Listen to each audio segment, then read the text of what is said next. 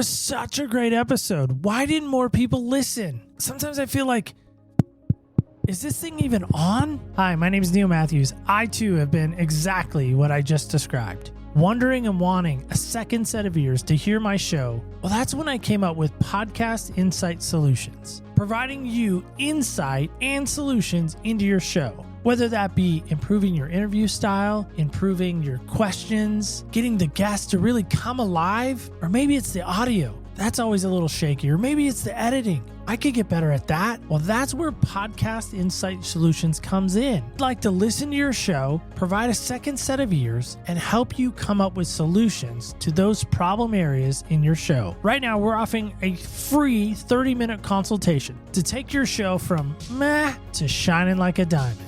At Podcast Insight Solutions, we're transforming podcasts with expert insight. Book your consultation today. Welcome home to Other People's Shoes, where every step tells a story. Get ready for an emotional journey like no other with Homecoming. Our homes are more than just a place. It's where we find safety, comfort, and connection through intimate conversations, heartfelt anecdotes, and inspiring stories. We believe that everyone deserves to feel welcomed and secure in their own home. Let us remind you of the beauty and warmth that home should bring. Other People's Shoes, where every step leads you to Homecoming. Welcome home today. As you know, I am your host, Neil Matthews. Thank you so much for coming into my home today. You know where that is, of course, if you've listened for just a little bit, or maybe you just jumped on the proverbial wagon. We are in, of course, the Shoe Shack Studios. That is my home away from home. And I can officially now say it. Elizabeth's home, I jokingly say, is now built. And so our freshly built, brandly new built, I know brandly's not a word, I just made it up, go with it. My brand new home is now built. And let me tell you, it feels like an Airbnb, a real fancy one, by the way, because we still don't have pictures on the wall. We still don't have blinds up. So we got blankets covering the windows. Yeah, it looks real classy. Yeah, super classy. You know what is classy to me? And I've never been there, so I'm going to just trust Google is correct. I believe in my heart of hearts, the classiest place, one of the classiest places on the planet, has got to be New Zealand. There's a great band that came out of there, a lot of great bands, but one band in particular, I think the Newsboys, they came out of New Zealand. King and Country, I think they came out of New Zealand. You know, really, we got to just not like hover over there. We got to jump across the little lake that's there in the middle there, the ocean, and find ourselves in the Sydney Harbor Opera House. We got a koala on our hip. We got a wombat on a leash. Help me welcome home my new friend, Barbara. Barbara, how are you today? What an introduction. Hi, Neil. That was, wow. You took me on a journey. I loved every part of it. The best part is we didn't even rehearse that. We didn't even practice that. That's just straight out of the cuff. And no links. Yeah. No just cuff links, just straight cuff. So there we are. Yeah, I love it. Well, that's good. Well, thank you. I always like to welcome people. I think this season in particular, it feels special. I feel like we're welcoming people into our home. Allie Murphy, she is a voice actress, I think is the right terminology. She voiced that opening intro. I love a spa. I've been to some. I love spa music. That just put me at just a tranquil nirvana joyful state. Yeah. It was one of those voiceovers that you press when you want to go to bed and you listen to like a meditation app. It was kind of giving those kind of vibes. It really does. She did a great job. Yeah. High five, Allie. Thank you. Thank you, Allie. Welcome in, as I said. So help us with this. We love to welcome you into our home, obviously. So you got to take your shoes off at the door. Hardwood floors, no carpet in the new house. Help us with this. What shoes would we find by the front door that you might be wearing? I have a good one that's going to start a bit of controversy. Obviously, as you said in the intro, I'm from New Zealand. So I lived in New Zealand right up until I was about 35, and then I moved over to Australia. So I've been living in Australia for about 7 years. The shoes that you'd find at my front door would be a shoe called jandals, which are like, Australians will call them thongs, but I don't call them thongs because for me that's underwear. You guys call them flip-flops. We do, yes. Yeah. We would call them flip-flops or sandals even. Sandals. So that's why I picked jandals. And it actually is, can I remember what the meaning was? I only found this out not too long ago. Tie between, and I'm not good at it's sandals and Like maybe the Japanese sandals or something, I think it is. Definitely here, when I just say shoes, especially in summer, because that's what I either live in bare feet or I live in jandal. And here in Australia, most people are like, what is that? And I will not say thongs. I'll just say, oh, there's my shoes. Well, I am currently wearing Crocs. I do love a good Croc, yes. So here's the thing is I always thought that they were hideous. I thought people that wore them were like less than maybe. This is my judgy of their shoe wearing, not their personality or anything else about them. I would look at their shoes and judge them and think that is not a great life choice of you wearing those Crocs. And so lo and behold, my beloved University of North Carolina somehow slapped their logo on some Crocs. Being the Tar Heel lover that I am, I mean, I even have a North Carolina tattoo on my arm. I had to get them. I had to. I mean, that's just what I do. I was like, I'm never going to wear these. And my sister says, well, hey, if you wear them out in public, you owe me $20. I'm like, well, then I'm definitely never wearing them out in public because I'm not paying you $20. But I put them on and they were too big. I wear an 11, and so that's what I got. They just were too big. So I took them to work. I work at an auto body shop, and I had one of our painters put it in the paint booth, and they shrunk because of the heat. Now they fit a little better. I wear them all around the house now. They're like my house slippers, if you will. Crocs. Who knew? They are comfortable, right? They are. I do have to admit they are comfortable, and I think that's why people wear them now. Do you wear them with socks or without socks? So I do wear them with socks. That's embarrassing. Oh, no. I hate looking at my feet, though. I hate looking at bare feet. Like you were talking about wearing bare feet out there in Australia, and I'm thinking of all the bugs and the koala and all of that. I'm like, no. And I know the koala's in the tree, still. It could crawl down and get you, I would think. I've seen that happen. Yeah, I guess it's part of our lifestyle, and that's why I did want to say the jandal. I mean, I could have, again, the other thing would be like Crocs. What else have I got kicking about? Or some nice Nikes. But you know what? I wanted to kind of keep it real. And I thought, I'm just going to go for something that's totally different to what most people probably would say. Well, I love the jandals. We haven't had too many New Zealanders or Australianers. We've had a few. We have been to Australia a few times in the show. Not me, of course. The show in our imagination, as I say. We are still 3 states away from hitting all 50 states in the United States of someone being represented on the show. So that's kind of a cool accomplishment. But we're still 3 away. Only 3. That's fine. That's good.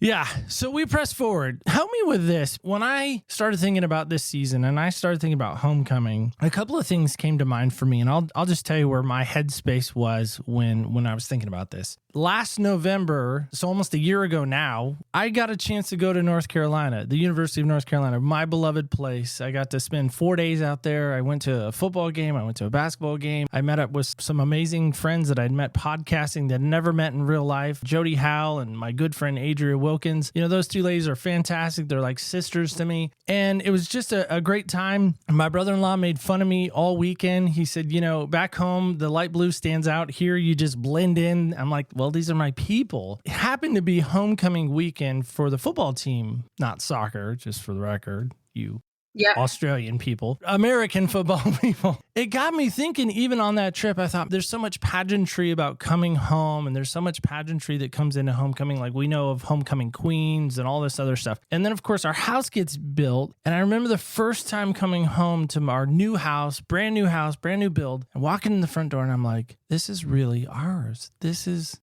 home now. This is gonna be our home. This is probably gonna be our forever home. And I'm like, wow, it's so surreal.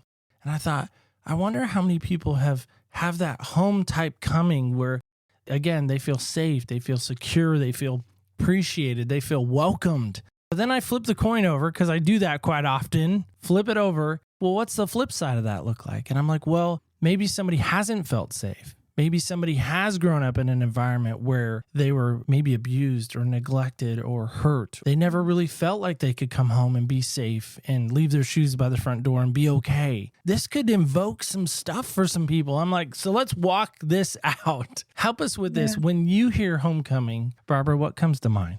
I take it from a different perspective. Obviously, I live in a different country now. Homecoming for me is coming back to yourself. I'm a therapist and I have my own private practice. And through my own journey in my life, I was always living a life with your parents, always doing what my parents told me to do because I wanted to be the good girl. I wanted to be liked by everyone. I wanted to be accepted. I wanted to be validated like most of us. Came back into my 30s, my life was, I should be doing this. This is society's expectations. I got married, did all that kind of stuff of what was expected. But inside, I was not at home. I wasn't happy. So I was like kind of externally living life for other people and putting a smile on. No one would have thought of how I felt. Coming home to me means actually knowing oneself, being true to who you are and understanding your thoughts and feelings and coming home to you. And when you said that in our form that we send out to kind of help us with getting to know folks, you had mentioned that. And I thought to myself, okay, help me with this. And maybe this is where you come in. And I obviously would love your help in this. I'm only using myself because it's easy and I'm right here. And rather than talking about someone else, it feels gossipy. When it's me, it's like, hi, it's me. I'm the problem. It's me. Thank you, Taylor Swift. I don't know if I've ever really felt at home with my own self.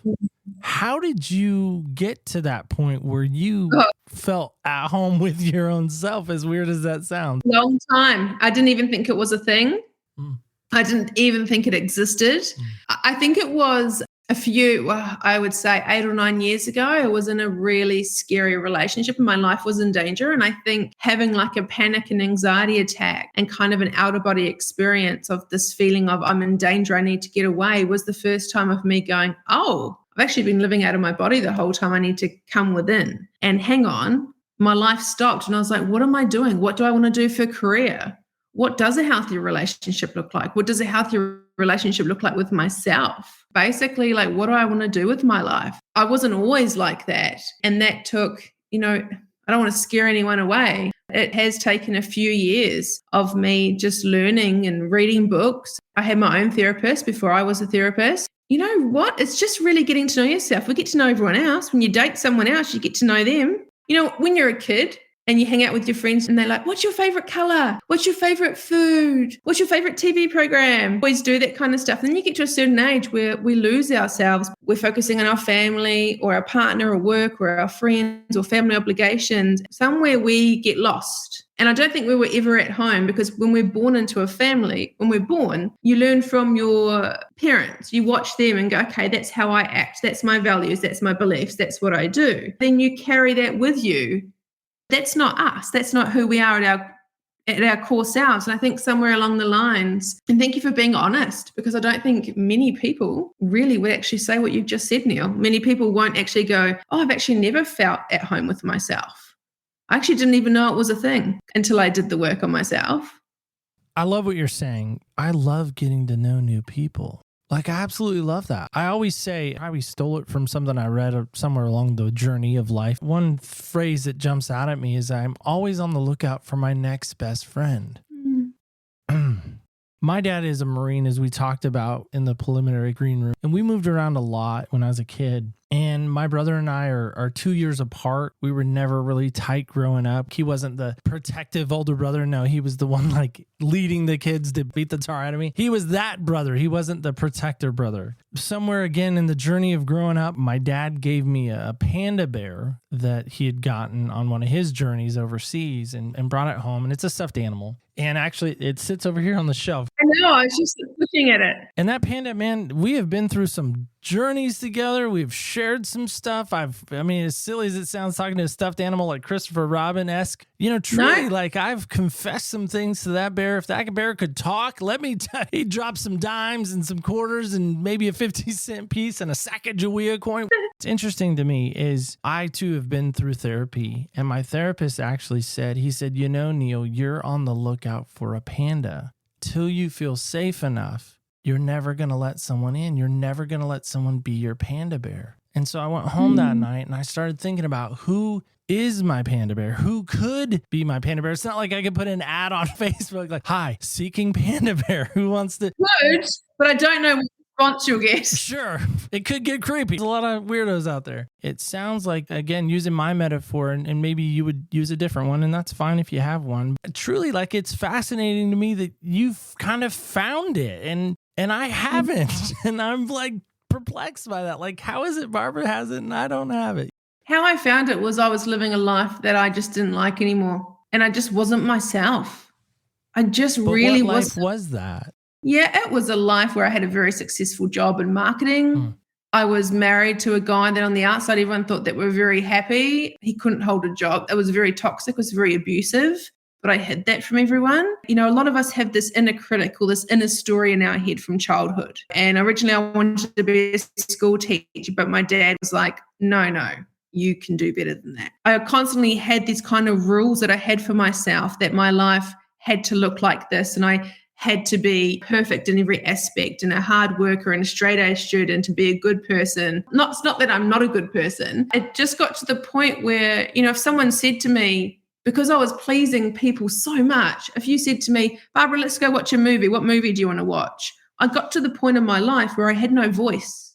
I couldn't even tell you what I wanted to do anymore. I couldn't tell you, let's go to a movie, pick one. And I would do your head in because I'd be like, I don't know which one to go to. I was just so lost. And I think that was just my intuition or my inner being like, Barbs, this is not you. You need to find yourself. You need to find what you want to do. And that's just how I came. I looked at what my parents did and I was like, I don't want to live a life like that. I want to actually live not happy all the time, but I want to do things my way. That's kind of me boiling it down for you. I wanted to do things my way. I like the coin analogy because so often there's two sides to everything. Yep. Some would hear that and say, that sounds selfish. You're being selfish. Stop being selfish, Barbara. You're just a selfish person. What would be your retort to that? I've never seen it from that point of view. That must be very selfish of me if anyone's listening to that. I'm just saying, I don't know. I don't know you. We just met. Yeah. But the thing is I think, as I was saying before, I was living life for everyone else. I had so many friends. I was so popular because I was always a yes person. Yeah, we'll go do this. Got walked all over, got used in so many aspects. Never asked for a pay rise, worked so hard, all that kind of stuff. I mean, I'm just doing surface level stuff. The thing is, for me to be able to give to more people, to give to my family, to give to my friends, to give to a partner, there is a point where I have to be selfish to give to myself first. Because if I know myself, then I can be like, oh my God, I'll give you 1,000 times more. Because at the same time, if I know myself, I'm going to be hanging around the right people. I wasn't hanging around the right people, Neil. I was hanging around some really horrible people. I had to actually take some time for myself, to heal myself, to work through it. So the people that I would spend time with, I can actually be present. I can actually hold more for them. I really enjoy life now, doing what makes me happy. I think that's the essence of what you're saying, at least what I'm understanding you say, is this idea that maybe you had to get alone. Maybe you had to get quiet. I love the ocean. You know, I get away to those moments at the ocean. Very cold here in Oregon. The ocean, by the way, super cold. In those moments, it's when, at least again, for me, I'm a person of faith. So I believe God can speak to me through the ocean. I believe he can speak to me through the birds that may be calling out, the seagulls, even though they're kind of annoying. Mine. I think of Nemo in this moment. Yeah. For you, when you talk about getting maybe still or getting away to kind of reprogram or reset the room, or when you came out of it, what did that feel like? Did you finally feel like, okay, I'm home? Oh, that's a really good question. Because it doesn't feel like I mean, you've done therapy before too. So a lot of the time when you're in that kind of setting, I was waiting for the ta-da moment. I was waiting for the, oh, good now, the golden star, the trophy. And it got to a point where every time I would defeat something or win something or, oh, okay, that's why I do that. And I remember saying to my therapist once, oh my goodness, when do I get to the top where I'm like, yes, I'm all good? And she says, you never do. Because every time you level up, it's just this never ending thing. We're all here for learning. And I went, oh, you got to be kidding me. I was like, are you actually serious? I was like, that is not cool. So I was a bit gutted from that. That took me back. And I say this to my clients. These aha moments of you being home are moments like, you know, when you have a conversation with someone, I know a lot of people do this, and you go back to your car and you replay the conversation over and over again. You're like, oh man, I should have said this. I probably should have said what I thought. And then you go to bed and then you wake up and it's still going, right? So I'd have moments where I would do something and then go, oh, I didn't do the thing. And then you move on to something else. But that was my coming home moment. That was my aha moment. And that's actually what I share with my clients. Hey, this work is fantastic. If you find the right therapist and you do this stuff, it changed my life. It really does help. I want to let you know, bit of a disclaimer, the moments that you're going to feel like you get the trophy or the aha moments are the moments they come quickly and they go quickly. And it's like, wow, I normally would have gone out all night on a bender drinking, but I went home at 10. Wow. Or, oh, normally I would have overthought that, but I actually said no. I set a boundary. Wow. And then we move on because life is so fast paced. We move on to something else. I have that hard time of not taking that moment, that pause to say, what really just happened? My challenge, and maybe this is where you jump in to help too, if you're willing. My problem is I'm such a verbal processor. I love to talk. I would say I love to hear my voice, but then that switch when I started podcasting and then I hear my own voice, I'm like, oh, people listen to that? It's not nearly as annoying as it is in real life, somebody once said to me. I have a hard time pausing in the moment and not saying something stupid. Coworker may share a moment with me or something and share a life experience. I'm like, man, yeah, that, oof. And I'll say some snarky thing back, some sarcastic thing, or maybe try to break the tension with a joke or something silly. And they get mad because I'm being so flippant. So how do I stop that in your mind so I can be maybe more at home in that? So when someone is, as you said, talking about someone else or gossiping or just sharing some information with you, it could be a sad story, could be anything. So you want to have some tips on how to be more present and allow them to, you know what actually a really good tip is? To ask them another question. So when you feel like you want to say something, you just ask them another question.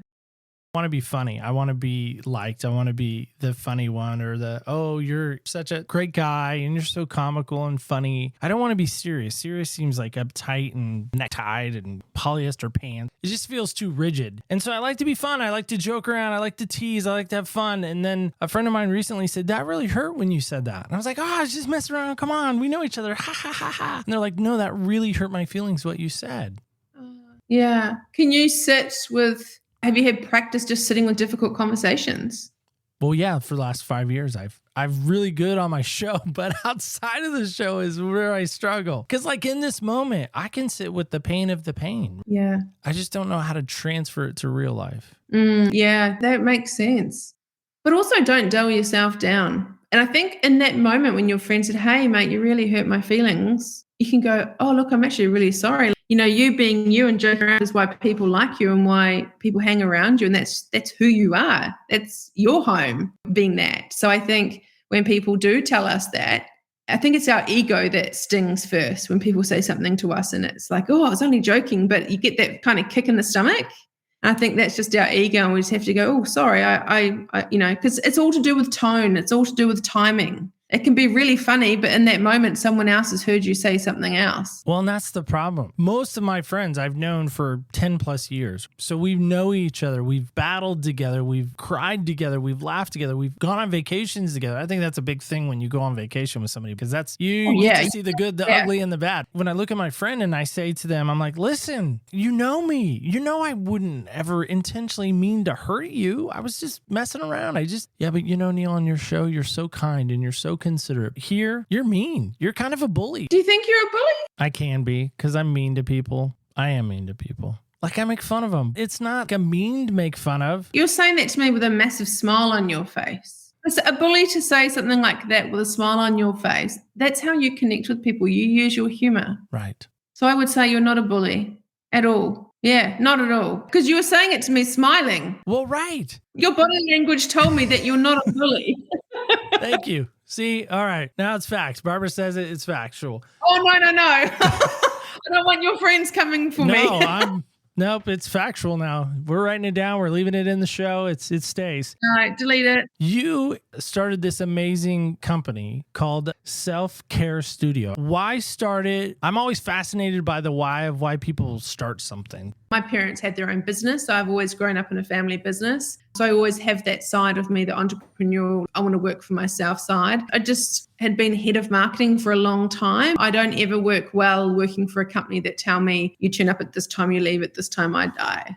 I don't operate like that. That's not me. Yuck. I couldn't do corporate. And so moving to Australia, I went through some really tough personal struggles. And that's why part of the reason why I went to therapy. And I had a really disgusting, terrible time with a therapist. I was working for him and I just had people constantly coming up to me saying, I just did like the marketing and sales and admin. And they kept coming up to me saying, can we come and see you?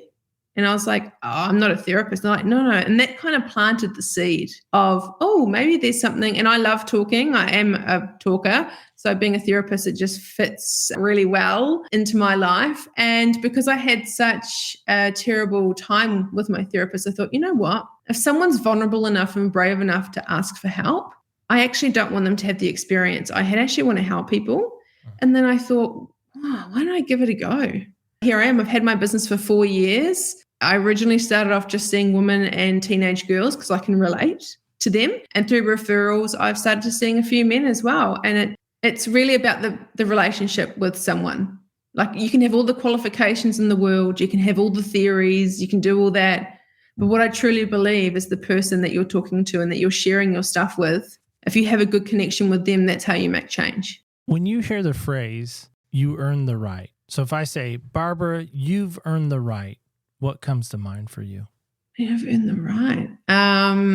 Nothing right now.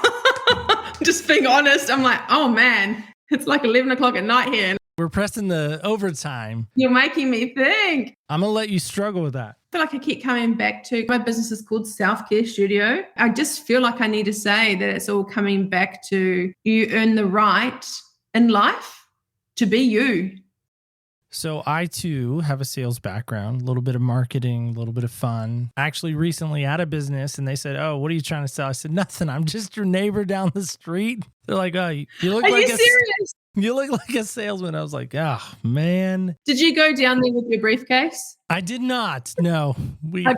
A backpack, maybe, no briefcase. I was in this really boring sales training one time and the presenter was super boring and I'm like nodding off and it's virtual. During COVID, she kept saying this phrase, you earn the right. And I was like, yeah, first time I heard it, I was like, yeah, okay, whatever. Second time I heard it, I was like, oh, what? What did she say? And third time I heard it, because, sometimes 3 times, like spelling words back in the day. I don't know if they did that in Australia, but we had to write our spelling words 3 times each. It was dumb. Third time she said, I was like, wait a second. And I wrote it down. And for me to write something down is pretty profound because I'm not a note taker. I'm just I hear it. I usually can retain it and hold on to it. Just how my brain works. But I thought, earn the right. And then she said, we want to earn the right with our customers to be able to speak into their life, to be able to speak into their needs. And I was like, wait a second, that's different. Let's earn the right to be able to speak into somebody's life where I can give an encouragement. I teased about me being a bully. My words can bring life and death. It sounds like you came from a background and a situation where there was a lot of words coming at you that were bringing death to you. Yeah. Was the source that maybe brought life back into your life? Besides yourself and your self-care and maybe the counselor, maybe it was a deity, I don't know, but help me with that. Was there a thing or a something that brought life back into Barbara that earned the right to bring life back into Barbara? Yeah, I'm going to say something that most people, I don't know if they can relate. My dogs. I had 2 times that flew over from New Zealand to Australia with me. They stayed with me. They've both just passed now, and I've actually got a new puppy, believe it or not. The 3 dogs I've had bring life to me. They show me unconditional love. And my puppy now is my therapist dog. So she actually sits in therapy sessions with me. And that's what brought life really back to me, is actually having a different type of connection because the humans had let me down for so long and I wasn't looking for it. I loved animals. I liked them, but I wasn't like, oh, I have to get a dog one day. It just kind of took me by surprise that back in the day, I look at people with the animals and go, you're right. That's righto. And now I love my animals more than anything. And it's the connection with that little being. And that's what helped me. And that's what gave me that love back into my heart. I think everyone is on the search and the hunt for a panda, that one thing in life that is going to bring them comfort, that is going to bring them security, that is going to bring them home, that is going to make them feel at home, where they're comfortable, where they're safe, where they're secure, or they're not having to worry about all the other nonsense of life. Let's face it, when you shut your door at home, I imagine you shut out the world. You're like, I'm home, kick off the jandals, grab the glass of wine, grab little Fido, and like, let's watch Grey's Anatomy so I can learn how to be a better doctor. Okay, just kidding. See, that's me being bullying. That's bullying. That was my example of bullying. You gotta have a sense of humor. I was attacking you as a doctor. See, I don't, Oh, and you're not even a doctor. Yeah, I'd love it. Thanks. I take it as a compliment. I have thick skin when you grow up in New Zealand and stuff. Whew, it takes a lot to offend me. And most of the time, if I am offended, I'll actually laugh and go, because Australian New Zealanders we get along when we travel. Every other time we have a very strong sporting history. We have very strong banter. And especially when I moved here, some of the jokes they'd tell me, I remember I was at the pub and guys were telling me jokes about, New Zealanders and sheep and all this kind of stuff. And we love sheep and we do all sorts of things with sheep apparently. And I was like, oh yeah. And they were really trying to offend me. I was laughing at them and I was like, oh my God, that's so good. Can you tell me another one? And they were like, what? And I was like, I've never heard these jokes. And they were like, this chick's cool. Buy her a beer. I was like, but it was funny. I'm a bit weird because when people try and take the mickey out of me, I'm like, if it hurts, I'll be like, oh, actually that hurt. 9 times out of 10, I'll be like, that's actually really good. Good on you. Please tell me you were drinking Foster's for beer. Oh, no. That goes straight in you and straight out you. Don't even try that beer. No. I'm not a beer guy. I like whiskey. I will admit I do like whiskey. Nice. I like a good whiskey. Never got on that beer wagon. Nah, just never did. Only in the heat, like when it's a really when hot it's day. really hot outside. Well, you mentioned your practice. You mentioned the dogs kind of coming in and really giving you that sense of comfort, that really sense of home. And you kind of talked about mom and dad a little bit. If 8-year-old Barbara, we'd go back in time, would she recognize the Barbara that sits before me right now? Yeah, she would, because that inner fire was always in me. I just had everyone trying to squash it. It was very powerful as a kid. My parents didn't like the attention, didn't like the accolades. They really wanted me to put me in my place. But I know that 8-year-old girl looking at me now would be like, yeah, you're back. Hey, you're back home. That's exactly what she would say to me. She would actually look at me and be like, oh, it took you a while, but you're back. I'm really proud of you. What would you say to that 8-year-old you? Was she any way discouraged or any way maybe on a wayward path that maybe needed to be kind of nudged back, like that lane assist thing in our cars that nudges back into the lane? Yeah, not at 8. For me, it happened when I was probably a teenager. So when I was 8, I was still very self-assured, even though my parents are doing everything to fill my head with really horrible things. I loved school, had a lot of friends. Like I was living in my bubble. Life was really good. And I did have that strong fire still in me. Teenage years was when I lost all that. What made you lose it? Combination of having a father that was so obsessed with aesthetics, so obsessed with, he was putting all his insecurities onto me, that you had to be perfect. How you looked was the only thing that mattered. And as a teenager, when your body starts changing and stuff, he would outwardly, because I was very sporty, and he would outwardly say to strangers, oh, look at my big daughter. Isn't she ugly? Isn't she fat? Isn't she this? Yeah. I think in the States we call that verbal abuse. That's exactly what it was. But he was my dad, right? So when you hear that from your parents, you kind of believe it. And especially when boys started to pay interest, he really didn't like that. And every time I went out, this carried on until I was 20 years old. I got my ears pierced when I was like 20. I was like, oh, you look cheap. You look slutty. It's disgusting. Very manipulative, very narcissistic, very controlled. That was my normal as a kid growing up. I didn't know that that was not normal. So when you say that 8-year-old girl, I wasn't really affected by it. But then as a teenager, when you're going out all the time and you're really getting into fashion, you're trying to find your sense of self. And, you know, you go through that awkward puberty stage, which is awkward for everyone. You feel yuck anyway. And then having like the man of your life, like when you're a girl, it's like your dad is your rock. And by having someone that you admire and respect say really hurtful things, I was like, oh, I am. Okay. I just believed him. How are you guys now? I say this stuff because everyone always comes back at me and says, oh, you've only got one dad. If I was to go into the depth of what he did, people were like, oh, totally understand. But I haven't seen him or spoken to him since I was 20. I'll be 44 in August. And I don't miss him. I grieved for, I wish I had a dad or like a mum. I don't have contact with my parents. They're my choice. but you earn that title as a mother or a father. I get that from other people in my life. For so many years, especially in my 20s, I really mourned it and I really grieved, but it was of the father I wish I had. It wasn't of him. And then when I went into therapy and I did my own stuff, I was like, wow, you were actually a horrible person. But then at the same time, our parents only do the best they can. I send love to them. I understand. I'm totally okay.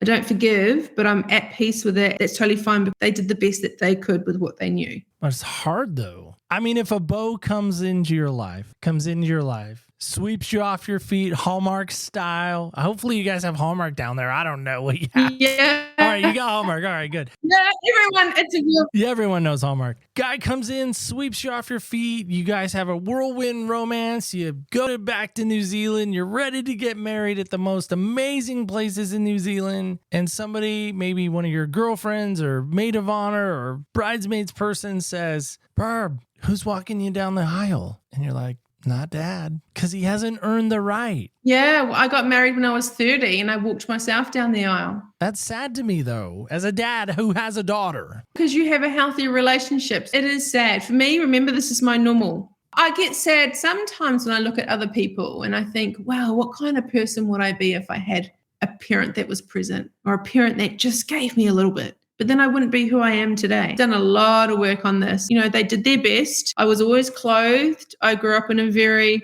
well looked after house. I didn't need anything and I was safe. Verbal abuse, sure. I was safe, clothed and went to very good schools and all that kind of stuff and traveled a lot as a kid. I was all right in that sense. My personality too is I'm the oldest kid and I have to get on with things and I stand up tall and I go, here I go. I've got to have my own back. That's where I come back to. I had to find myself. I've only had myself to depend on myself my whole life, even as a little kid. What would it mean to you to hear your dad say, "I'm sorry and I love you"? I won't say it. So I can tell you right now. What if he did? What if he hears you today? He hears this episode and he's like, "Man, I made some stupid mistakes. I love my little girl."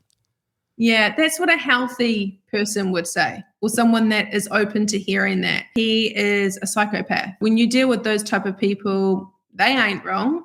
He's done nothing wrong. He doesn't know any better. That's just how he is. So I will never hear those words. If it was, it wouldn't be from him. It would be from someone else. Look, I've done years and years of acceptance and years that now speaking to you, I can give them grace. Where a few years ago, if we did this podcast, I'd be like, blah, blah, blah, blah, blah, blah, because I'm human. But now I've worked through it and I understand where each of them have come from and that's okay. And I've broken a family cycle. In hearing you speak, what I hear is a confident woman. And I wonder about other ladies who would hear you, not as a selfish lady, as we kind of teased about, as a confident woman that says, you know what? I know who I am. I'm comfortable with who I am. You can love me or not. This is me. Here I am. I applaud that, by the way. Yeah, thank you. Great strength in that. I would love to come do the self-care studios, get a tour. That'd be fun. Swap studio time. Like you could come here. There's only one room. I imagine you have more than one room at your studio. Well, mine's a private studio. So I actually just have, there's 2 rooms where I do my work as one room. Okay. Fair enough. Yeah. So we could swap rooms. Help us with this. How can you help ladies? Do you do stuff virtually or is it just strictly in Australia? Help me understand that better. The actual therapy side, I'm only licensed to do in Australia and New Zealand. I have a license for all the other courses. So I have a overthinking and stress course. I'm a nutritionist as well. So I have nutrition courses. Here in Australia, there's a lot of nail techs, eyelash techs, hairdressers, people with beauty businesses or work in that industry. When they have people in front of them, their clients dump trauma on them all day and talk to them and then just walk out and leave. I've developed workshops and stuff for people that work in that industry as well to help them and to help them work with a lot of teenage kids as well. Suicide is a big thing at the moment and always has been around, and people, until I had the training, I was like, wow, is that what you're supposed to say? And so that's what I want to help these professional people is if they've got anyone in front of them or they're talking about their niece or they're talking about their nephew, I want to be able to say to them,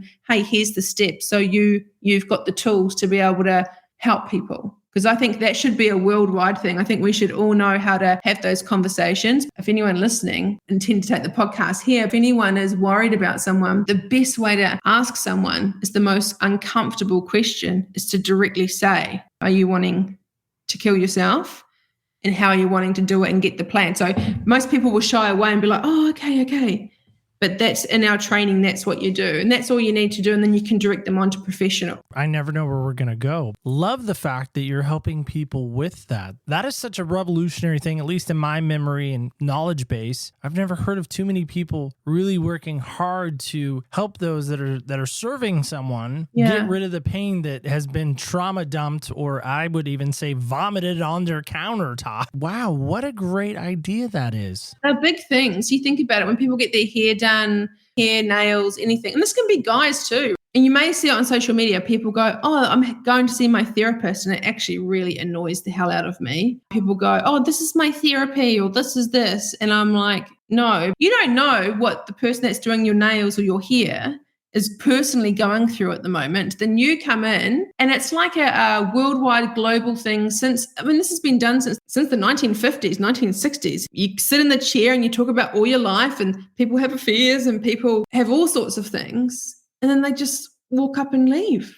And it only doesn't affect just the people that are working on that particular person. It's affecting everyone in the salon, everyone that can hear. And we do it. And I was guilty of it when I was younger. I would go and get my hair done and stuff, and I would too. Oh, this is happening in my life. It's not that we don't know better, but it's just normal how we do life. We go for a chat, we go for connection, but it's just checking in with ourselves. And also, I always post in my socials, always ask someone, how are they? How many times do you go in for a car service, or how many times do you go anywhere and you just go, here's the keys, bye. Oh, how are you going? How are you? Actually asking, not going, oh, how's the weather? Hi, how are you? Good. Like everyone, that's the kind of, it's like, how are you? Again, with the tone, letting people just give them the time of day. Yeah, I think that's solid, and I love that you're doing that. I really do. I think that's so good. It is so needed. I think, well, I'm paying money. This is paying for their services. Well, it's not for that type of service. Actually, and one thing I do want to share, if anyone's listening to this and they can feel connected or resonate with me, they can message me and I can see if there's something I can do with them if they don't live in Australia. One thing I do very heavily specialize in,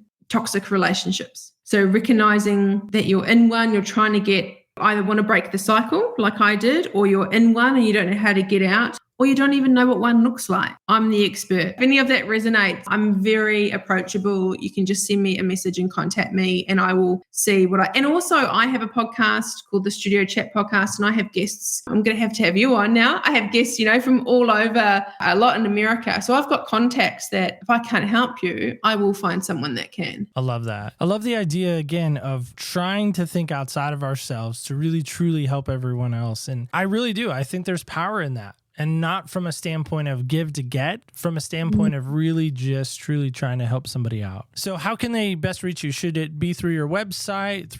Is there another method? What's the best way that you like? I find that I get a lot of connection on Instagram. Okay. So my Instagram handle is self_care_studio, or my website is selfcarebybarbara.thompson.com.au. They're probably the best two places to get me on. And the AU, of course, stands for Australia.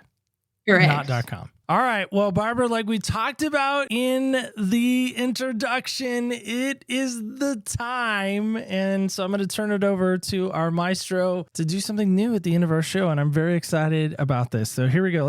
It's now that time in the show to play the fastest growing game in the podcast world. We call it Heal Hustle. Today our guest will try to answer all 6 of these questions in 60 seconds or less to win an Amazon gift card. Amazon not responsible for this commercial spot, nor did they pay to let us use their name. Audience, feel free to play at home. Are you ready? Let's put 60 seconds on that clock. Ready, set, hustle! The game begins in 3, 2, 1. All right, Barbara, here we go. One person you would trade places with for a week. Tony Robbins. Who? Tony Robbins. Tony Robbins. Guilty pleasure. Nice guy. Best compliment you've ever received.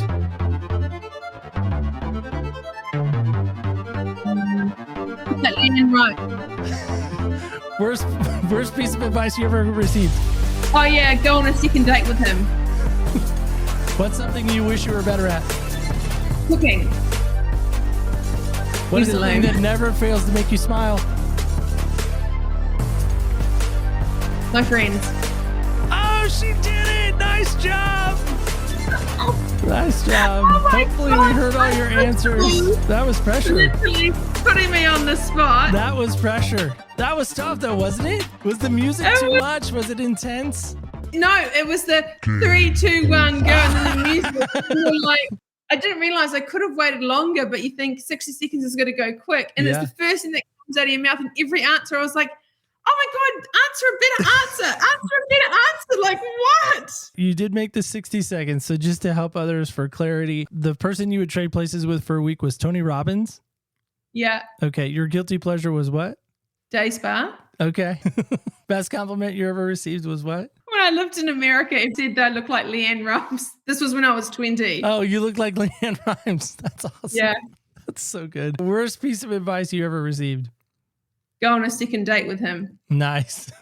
What's something you wish you were better at? I said cooking Yeah, you did. because I could just see the kitchen. So I just said cooking. Yeah. And then something that never fails to make you laugh or smile. And you said your friends. I said my friends. You yeah. did. Yeah. Great job.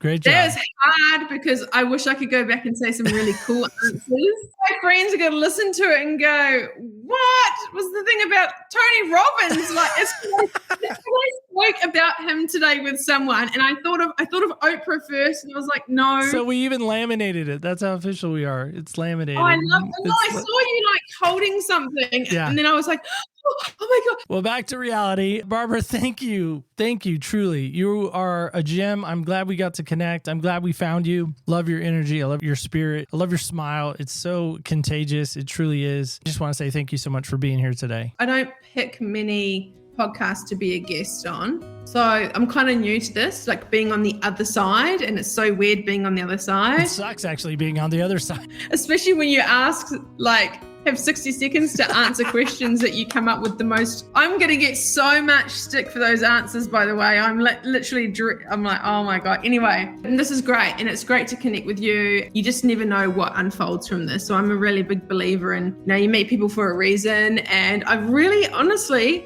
enjoyed our chat today. That's very kind. Thank you. Well, guys and gals, kids and campers alike, a couple seasons back, we were taking flight. I almost said that. We should get in an airplane and fly back to America. I'm wondering about this for you. What does self-care look like for you?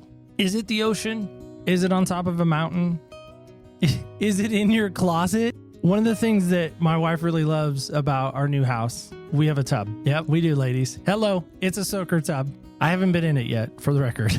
That's her spot. That's her space. So do you have that spot? Do you have that space? This week, I want to challenge you. Find that spot. Find that space and just go there. Don't bring your phone. Don't bring a book. Don't bring your AirPods. Just bring you and sit in the stillness. Sit in the quiet and ask this very question. Who am I? Ask yourself that this week. Find a spot, find a space, and ask yourself that question. Who am I? Who do I want to be? And just listen.